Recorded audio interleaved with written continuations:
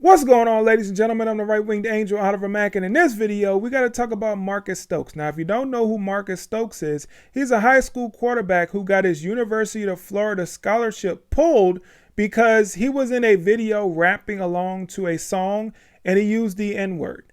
Now, he's been without a team since, I don't know, I think this was November of last year.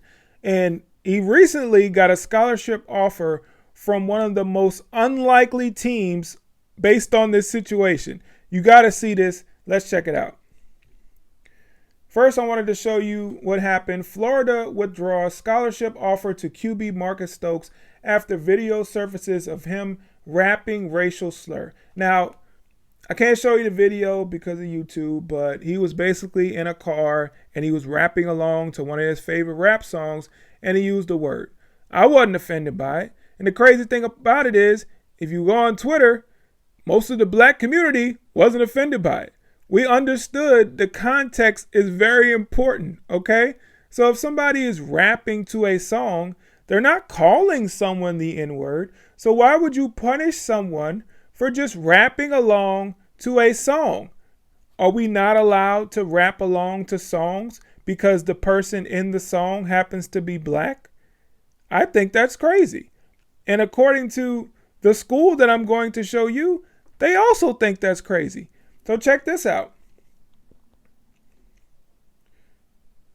Ex-UF QB recruit Marcus Stokes lands HBCU scholarship offer. Isn't that hilarious? Okay? That is hilarious. You have a historically black college who offered a scholarship to a white kid who used the N-word. Because guess what? Black people were not offended by what he did. Not at all. The only people who are offended by what Marcus Stokes is, who were offended by what Marcus Stokes did, were white liberals. White liberals. And that's the problem when you see a lot of these situations where people are screaming about racism. It's not the black people that are really pushing it as much as you would think.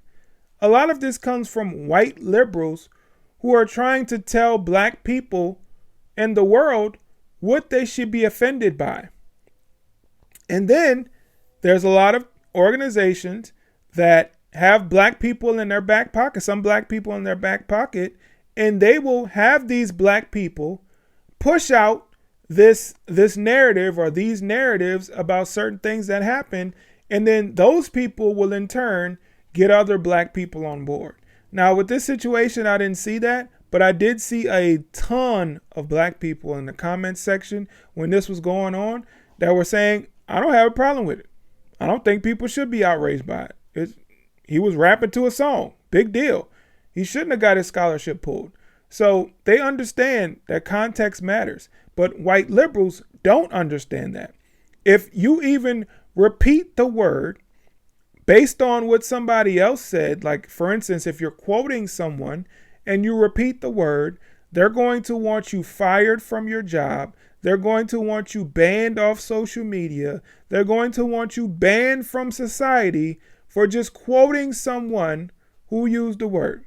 Now, how we use, I guess you're supposed to use context clues for people to understand what you're saying, but I think that's ridiculous. I don't want to live in that type of society where language is policed so harshly like that. If you're not calling someone that word, who cares if you use it? I don't care. There's a lot of black people that go around calling white people the most heinous and hideous things, and it's okay.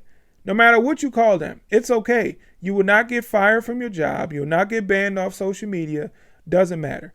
But if a white person turns around and calls a black person a name, then it's automatically racist, right? The black person who called the white person names is not racist, but the white person who calls the black person name, depending on what the name is, actually doesn't depend on what the name is. No matter what name they call somebody, if you say anything negative about a black person and you're a white person, you're automatically racist. But if you're a black person that says anything negative about a white person, you're not racist. Doesn't matter.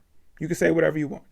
But I just think it's very, very funny that this HBCU picked up Marcus Stokes, because it goes to show you where a lot of the outrage and the calls that say this country is so racist, we see where a lot of that comes from. It comes from white liberals.